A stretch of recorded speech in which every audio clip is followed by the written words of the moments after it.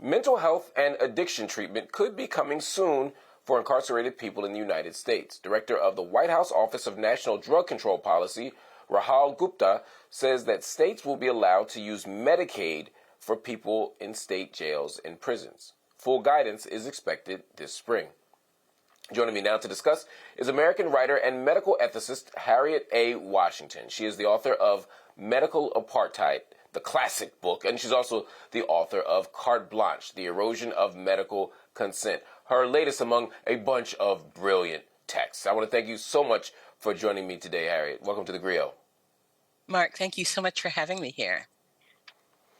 When Medicaid was launched in 1965, there was a ban in place on using the money to help incarcerated people. From a historical perspective, how big a deal is this pivot? We don't know yet. The devil is in the details, as usually happens. It sounds like a huge advance, but we have to keep in mind there are limitations that concern me.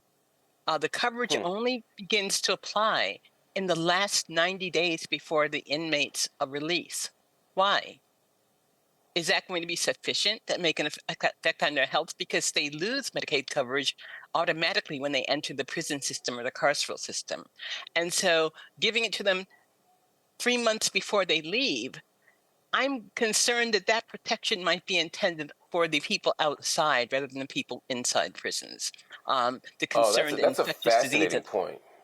Right. That's a fascinating point. So if someone has let's say give a 14-month sentence, you're saying for the first 11 months, they don't get treatment, they don't get the coverage. Then in the last 3 months, we make sure that they don't have any sort of contagious diseases. We make sure that they're getting whatever the medical care they need is. That's not to help the people inside. You're saying that's really just to protect society once they go back out. Precisely. Because during the intervening time, the infection can rage out of control. We've seen it happen repeatedly in prisons. Prisons are focal points for virulent infections. Like in hospitals, infections become more virulent in closed institutions. So we've seen multi-drug resistant TB and flare up in prisons. We've seen HIV disease. We've seen hepatitis C outbreaks, all but uncontrolled, raging in prisons. And who gets treated? In Rikers Island, when there is a multi-drug resistant TB flare-up, it harmed many, many inmates. Some died, but who got treated? The guards. So I think we have to be very careful here and ensure that we're actually focusing on the health of inmates. And help us understand why that as an intervention itself is necessary. And I take your point very seriously about the limited scope of it. But if we were to expand the scope or do something better than what we're doing, we would be trying to help incarcerated people. Why is that important? Why is that necessary? Well, we're talking about the rule actually talks about mental health, right? But what are the diseases that tend to really harm inmates besides drug problems? Drug problems get all the focus, but infectious disease is the killer.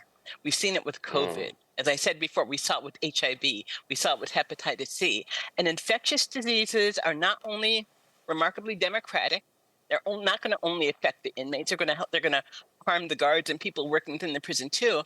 But treatment is much easier when you catch it early. When you catch a relatively few number of people, when it's in early stages, if you let it flare out of control, you've got a conflagration that'll be very, very difficult, if not impossible, to treat effectively. So it's a very short-sighted policy. I think we have to, focus on, I'm sorry. No, I know you're raising some important points, and they seem quite reasonable, and frankly, they should be intuitive, common sense even, for the American public, and yet for so long we've had resistance to providing incarcerated people with medical treatment, with mental health care. Exactly. And the idea of not using Medicaid for it seems to me, again, so counterintuitive, so counterproductive, because as you said, these illnesses are democratic. It's not like only people who have criminal convictions can get a disease from someone who is criminally convicted. So why have we historically had, in your estimation, such different rules, such different approaches for incarcerated people? I have a theory, Mark. I have a theory. And that is that if you look at history, Robert Boyle, the father of chemistry, he proposed that when we're doing dangerous medical research, we should do it on prisoners. The National Medical Association the Black Physicians Organization that whose focus was maintaining the health of people of color, they said almost the same thing in 1910 in their journal. They said, stop doing this dangerous non-therapeutic research on Black people. We should do it on prisoners instead. Societies all over the world have tended to focus on prisoners as dangerous parasites, people who frankly would not be missed if something happened to them. We're not concerned about maintaining their health in general. I mean, it's a historical fact. It's not just an opinion. Maintaining the health of inmates has always been a very lesser consideration. And so it's reflected in these short-sighted Medicaid policies. To what extent do race and class play into this? Race and class do play into this because, as I wrote in Medical Apartheid, people think of people in prisons and jails as being dangerous criminals, but it's not guilt, but poverty. That is the major risk factor for being an inmate. It's poverty, it's a common denominator. Jails are full of people who are not guilty, but can't afford defense, can't afford a DNA test that would exonerate them. And Samuel Gross of the University of Michigan did a great study in 2004. He found that if we examined all prison sentences, all of them, the same way we examine death row sentences, we would have had 28,500 non-death row exonerations. That's innocent people trapped in jail. So our perception of them as being dangerous parasites does not always jive with reality. And then, so the fact is, of course, in this country, you can't not talk about race, right? Race is important, but even though we have proportionately more African Americans in our jail system, reflects the injustice of our general systems, we have to remember that we jail more people than any other nation on earth almost. 1 in every 100 Americans is in jail or juvenile detention or in the carceral system. That's mind-boggling.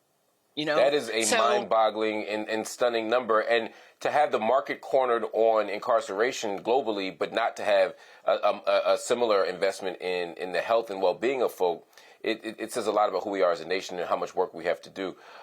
Harriet, I want to thank you for joining me today. I've learned so much from you throughout the years through your amazing work, and it's wonderful to talk to you today. Be sure to come back and talk to us again soon. Everybody, stay